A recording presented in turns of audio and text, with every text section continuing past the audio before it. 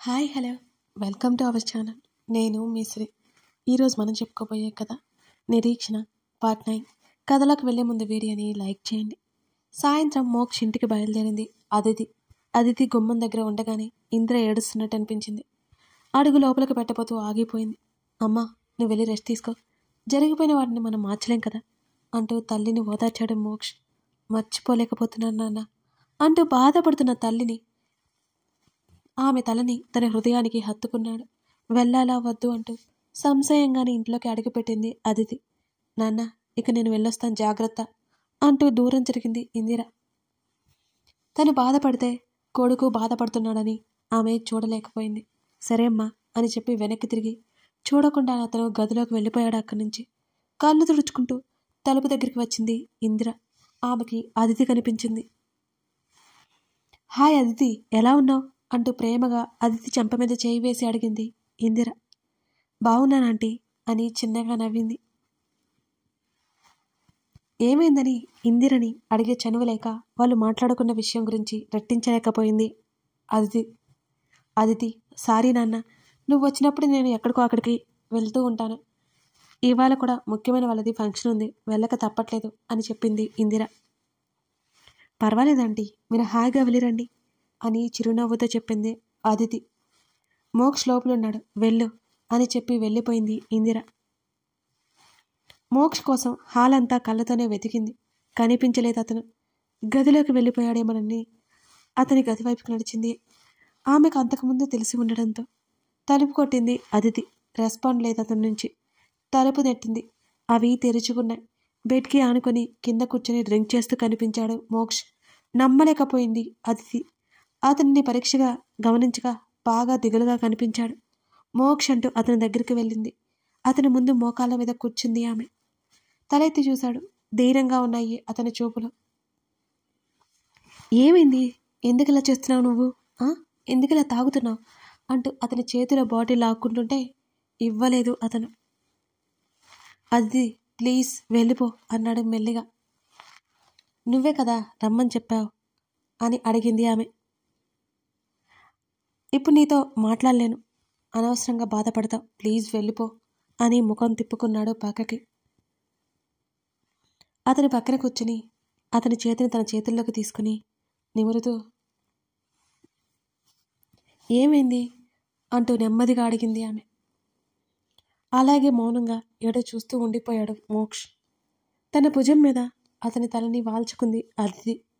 ఆమె వైపు పూర్తిగా తిరిగి అదితి మెడవంపులో ముఖం దాచుకున్నాడు మోక్ష్. అతని జుట్టులోకి వేలుపోనిచ్చి నిమురుతోంది నెమ్మదిగా. మోక్ష్ కన్నీళ్లు అదితిని తాకాయి. కంగారు పడిపోయింది ఆమె. ఎప్పుడూ హుందాగా స్టైల్గా సరదాగా అల్లరి చేసే అతను కన్నీళ్లు పెట్టుకోవడం ఆశ్చర్యంగా ఉంది ఆమెకు కూడా. మోక్ష్, ఏమైంది అంటూ అతని చుట్టూ చేతులు వేసింది ఆమె. అతను అలా ఉంటే బాధగా ఉంది ఆమెకి. ఏం చెప్పలేదు అతను. కాసేపటి తర్వాత దూరం జరిగాడు. మోక్ష్ ముఖాన్ని 2 చేతుల్లోకి మధ్యకి తీసుకుంది. ఏమైందో నాది చెప్పవా, నువ్వు ఇలా డ్రింక్ చేస్తుంటే నాకు నచ్చడం లేదు అని అడిగింది ముఖం చిన్నబుచ్చుకొని. మమ్మీ డాడీ మాట్లాడుకుని 25 years అవుతోంది అని అన్నాడు. అతని మాటలకి దెబ్బకి షాక్ అయిపోయింది అదితి. ఏమంటున్నావు నువ్వు? అవును అదితి, ఇవాళ ఇద్దరికీ గొడవ చూస్తుంటే కష్టంగా ఉంది. డాడీ మమ్మీతో మాట్లాడకుండా ఉండలేక నరకం చూస్తున్నారు అని అన్నాడు సీలింగ్ వైపు చూస్తూ. అసలు ఏమైంది అని కంగారుగా అడిగింది ఆమె. నాకు ఒక తమ్ముడు ఉండేవాడు. మేమిద్దరం ట్విన్స్. చిన్నప్పుడు డాడీ కొట్టారని ఇంట్లో నుంచి వెళ్ళిపోయాడు. తప్పు డాడీదే అని డాడీతో మాట్లాడడం మానేసింది మమ్మీ. ఆ తర్వాత మళ్ళీ మాట్లాడుకున్నారు. ఏమైందో తెలియలేదు. సడన్గా ఇద్దరు గొడవ పడ్డారు. మమ్మీ పెద్ద పెద్దగా ఏడుస్తూ డాడీతో ఏదేదో మాట్లాడుతోంది. డాడీ నచ్చ చెప్తున్నా వెళ్ళలేదు. మమ్మీ ఇంట్లో నుంచి వెళ్ళిపోవాలనుకుంది. నన్ను కూడా తనతో పాటు తీసుకువెళ్ళిపోవాలనుకుంది. డాడీ ఒప్పుకోలేదు. తను నన్ను పంపించను అంటే పంపించను అని మొండిగా ఉన్నాడు. నా కోసం తప్పక ఇక్కడే ఉండిపోయింది మమ్మీ. వాళ్ళిద్దరూ పేరుకి ఒకే ఇంట్లో ఉంటున్నా సరే మాట్లాడుకోలేదు.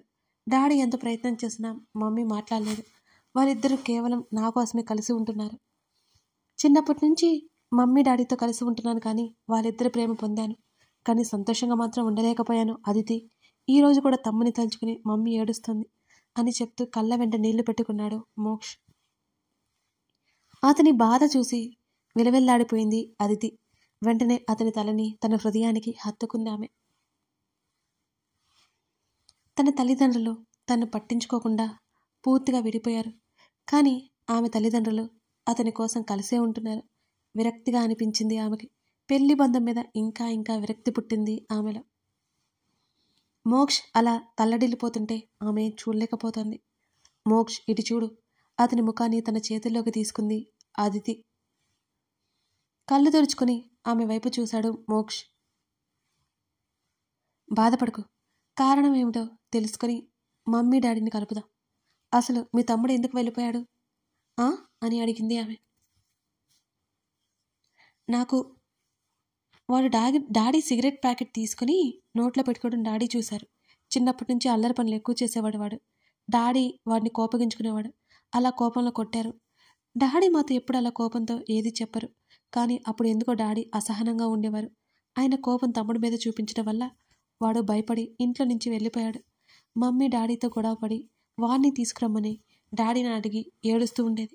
నా తమ్ముడు ఎటు వెళ్ళాడో తెలిసేది కాదు. మమ్మీ ఏడుస్తున్న నాకు ఏడుపు వచ్చేసేది. ఇప్పటికి 25 సంవత్సరాల నుంచి వాడిని వెతుకుతూనే ఉన్నా. వాడి జాడైతే లేదు. మమ్మీ ఏడవని రోజే లేదు. ఆ తర్వాత కొన్ని రోజులకి మమ్మీ డాడీ మాట్లాడుకున్నారు. మళ్ళీ ఏమైందో తెలియదు. ఇప్పటి వరకు వాళ్ళు మాట్లాడుకోలేదు. ఆ రీజన్ ఏంటో మమ్మీ ఎవరికీ చెప్పలేదు. నేను ఎన్నిసార్లు అడిగినా డాడీ కూడా చెప్పలేదు అంటూ ఆగాడు మోక్ష్. మీ తమ్ముడు వెళ్ళిపోయినందుకు మీ డాడీ మీద కోపంతో మాట్లాడకుండా ఉండొచ్చు. కానీ మీ డాడీకి కూడా కొడుకే కదా ఆయన కూడా బాధపడతారు కదా. ఆంటీ అది అర్థం చేసుకుని మాట్లాడి ఉండి ఉంటారు. మళ్ళీ ఏదో జరిగి ఉంటుంది. అదేంటో కనుక్కుంటే వాళ్ళ ప్రాబ్లం క్లియర్ అవుతుంది అని ఆలోచనగా అంది అదితి.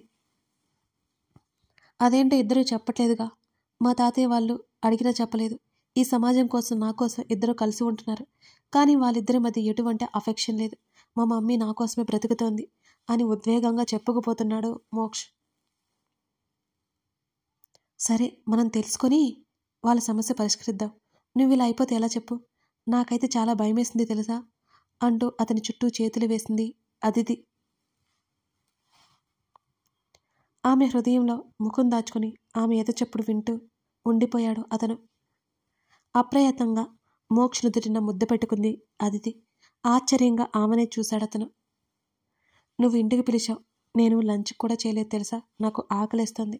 మెల్లిగా అతని చేతిలో డ్రింక్ బాటిల్ తీసి పక్కన పెట్టింది ఆమె. 5 minutes, ఫ్రెష్ అయ్యి వస్తాను, లంచ్ చేద్దాం అని అన్నాడు అతను. సరే అన్నట్టుగా తల ఊపింది. చెప్పినట్టుగానే 5 నిమిషాల్లో బయటికి వచ్చేశాడు అతను. భోజనం ఇక్కడికే తెప్పిస్తాను ఉండు అని సర్వెంట్కి కాల్ చేసి భోజనం గదిలోకి తెప్పించాడు మోక్ష్. ఒక ప్లేట్లో వడ్డించి అతని చేతికిచ్చింది ఆమె. తిను అని అంది. నువ్వు తిను అన్నాడు మోక్ష్. నేను ఇంట్లో ఫుల్గా తినేసి వచ్చాను మోక్ష్. నువ్వు ఎంతకీ కదలకపోవడంతో ఆకలేస్తుందని అబద్ధం చెప్పాను. తిను అంటూ నవ్వింది అదితి. తినిపిస్తావా అని ఆశగా అడిగాడు ఆమెనే చూస్తూ. 2 క్షణాలు అతన్నే చూసి ఇటివ్వు అని అతని చేతిలో ప్లేట్ తీసుకుని తినిపించడం మొదలుపెట్టింది అదితి. కన్నార్పకుండా ఆమెనే చూస్తున్నాడు. అవేమీ పట్టించుకోలేదు అదితి. లవ్ యూ బేబీ ప్రేమగా చూస్తూ చెప్పాడు మోక్ష్. కోపంగా చూసింది అతన్ని. సన్నగా నవ్వాడు. ముందుకు వంగి ఆమె బుగ్గ మీద ముద్దు పెట్టుకున్నాడు.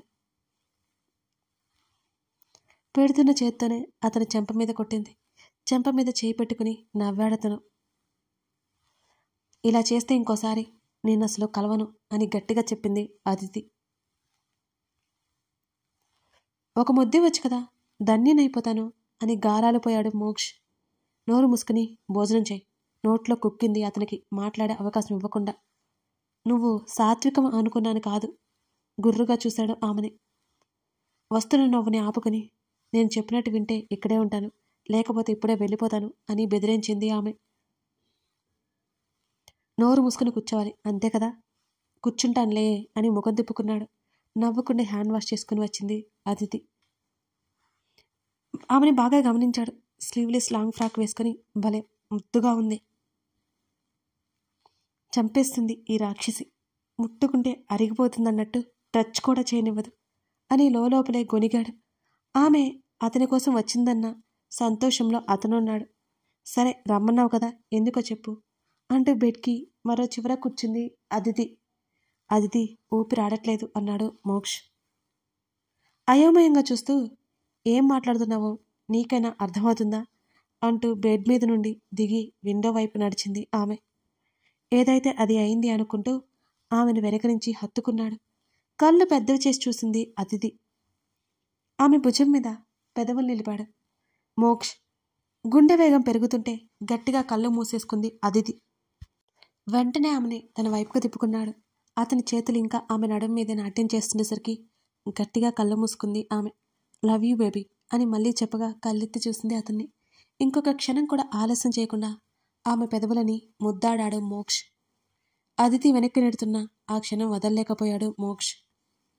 కొన్ని నిమిషాల తర్వాత ఆమెను వదిలి హత్తుకోవడానికన్నట్టు ముందుకు వస్తుంటే ఐ హేట్ యు అంటూ అతని చెంప మీద గట్టిగా కొట్టింది. చెంప మీద చేయి వేసుకుని ఆమెను చూశాడు అమాయకంగా. ఐ హేట్ యు అని గట్టిగా అరిచింది ఆమె ఆవేశంగా. ఎందుకు మరింత అమాయకంగా ముఖం పెట్టి అడిగాడు అతను. బుద్ధి లేదు నాకు, రమ్మని చెప్పగానే వచ్చేసాను చూడు, ఇంకోసారి నాకు కనిపించకు నువ్వు అని చెప్పేసి కోపంగా బయటికి వచ్చేసింది అదితి. తల పట్టుకుని బెడ్ మీద కూర్చున్నాడు మోక్ష్. చిచి, ఏమైందిరా నీకు, బుద్ధి లేని వెధవ, కొంచెమైనా కంట్రోల్లో ఉండాలని తెలీదా? తన్ని తాను తిట్టుకోవడం తప్ప ఏమీ చేయలేకపోయాడు మోక్ష్. అదితి కోపంగా ఇంటికి వెళ్ళిపోయింది. మరో వారం రోజుల వరకు మోక్షని కలవలేదు. తర్వాత అదితి అమ్మ ఫోన్ చేసింది. ఆ ఫోన్ కాల్ సారాంశం తన చెల్లి సరియు అదే సిటీకి వస్తున్నట్టు తెలిసింది. చెల్లిని జాగ్రత్తగా చూసుకుంటానని తల్లితో చెప్పింది ఆమె. సరియుని రిసీవ్ చేసుకోవడానికి ఎయిర్పోర్ట్కి వెళ్ళింది అదితి. ఎయిర్పోర్ట్లో చెల్లి కోసం ఎదురు చూస్తోంది. కళ్ళకి గాగుల్స్ పెట్టుకుని హెయిర్ లీవ్ చేసుకుని మోడరన్గా కనిపిస్తున్న సరియని చూసి ఆమె నమ్మలేకపోయింది. చిన్నప్పుడు ఎప్పుడో ఫోటోలో చూసింది అంతే. ఇప్పుడు కూడా ఫోటోలో ఒకసారి చెక్ చేసుకుని సరియు దగ్గరికి వెళ్ళింది అదితి. సరియు అంటూ పిలిచింది. గాగుల్స్ తీసి ఎస్ నువ్వు అదితి అని అడిగింది సరియు. అవును అన్నట్టుగా సంతోషంగా తల ఊపింది అదితి. చిన్నప్పటి నుంచి తను ఒంటరిగా ఉండేది. చెల్లి తమ్ముడు లేరు అని తెగ ఫీల్ అయిపోయేది. ఇప్పుడు తన చెల్లాగానే అపురూపంగా చూసుకుంటోంది అదితి. రా అంటూ సరియని కార్ దగ్గరికి తీసుకువచ్చి డ్రైవింగ్ సీట్లో కూర్చుంది ఆమె. ఏదైనా మంచి హోటల్కి తీసుకువెళ్ళు, హోటల్ నీట్గా ఉండాలి అని, ఫెసిలిటీస్ ఉండాలి అని ఆర్డర్ వేస్తున్నట్టు చెప్పింది సరియు. సరియు, ఇక్కడ మన ఇల్లు ఉంది కదా, ఇంటికి రావచ్చు కదా అని అడిగింది అదితి ఆశగా. మన ఇల్లు కాదు, అది నీ ఇల్లు.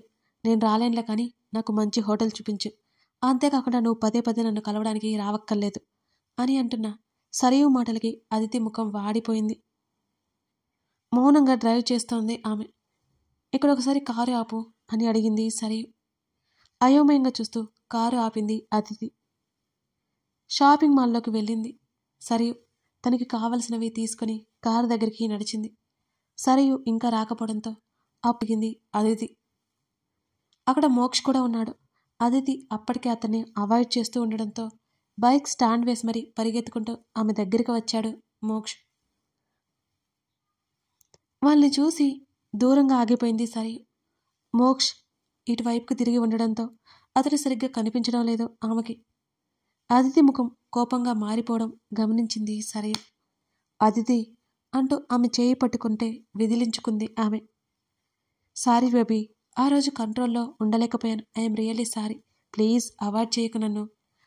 ఇప్పటి నుంచి నీకు నచ్చినట్టుగానే ఉంటాను అని అన్నాడు మోక్ష్. నీకు ఎన్నోసార్లు చెప్పాను నేను, ప్రేమ పెళ్లి మీద నాకు ఇంట్రెస్ట్ లేదు అని. నిజానికి నా లైఫ్లో పెళ్లి చేసుకోకూడదు అనుకున్నాను, కానీ నువ్వు వచ్చి నా లైఫ్ని డిస్టర్బ్ చేస్తున్నావు అని కష్టంగా పలికింది ఆమె. ఆమె ముంజేతును పట్టుకుని తన వైపుకు తిప్పుకొని, బేబీ ఆర్ యూ సీరియస్? నిజంగా నేనే నీ లైఫ్ని డిస్టర్బ్ చేస్తున్నానా అని గద్గద స్వరంతో అడిగాడు మోక్ష్. అతను అలా అడుగుతుంటే బాధగా అనిపించింది. ప్లీజ్ మోక్ష్, నన్ను ఇబ్బంది పెట్టకు. మనం ఫ్రెండ్స్ అంతే, ఇంకేం లేదు, అర్థం చేసుకో ప్లీజ్. మనం ఇదివరకులా ఉండొచ్చు అని అతనికి మెల్లిగా నచ్చ చెప్పే ప్రయత్నం చేసింది అదితి. షటప్, ఇంకా అబద్ధం చెప్పకు నువ్వు. నేను కనిపించగానే నీ కళ్ళలో ఆనందం చూశాను. నువ్వు నాకు దూరంగా ఉండటానికి ఎంత కష్టపడుతున్నావో అది కూడా నాకు అర్థమవుతుంది. నువ్వు మోసం చేసుకుంటూ నన్ను కూడా మోసం చేయకు. I love you baby. I can't live without you అని వెంటనే హత్తుకున్నాడు ఆమెని. అప్పటికే అతని మిస్ అయిన ఆమె అతని కౌగిలిలో ఒదిగిపోయింది. ఆమె దూరం జరగకపోవడంతో అర్థమైంది మోక్షకి ఆమె తన్ని అంతగా మిస్ అవుతుందో. కాసేపటికి తేరుకొని అతన్ని ఆమె నెట్టివేసింది. కథ కొనసాగుతోంది. ఆమె మనసులో ఏముందో అతనికి అర్థమైంది. అది మీకు కూడా అర్థమైందా? అదితి ఎందుకు అలా బిహేవ్ చేస్తుందో అర్థమైతే తప్పకుండా కామెంట్ చేయండి. అలాగే లైక్ చేయండి. ఇది ఒక అమ్మాయి లైఫ్. చాలా చాలా బాగుంటుంది. Thank you for watching this video.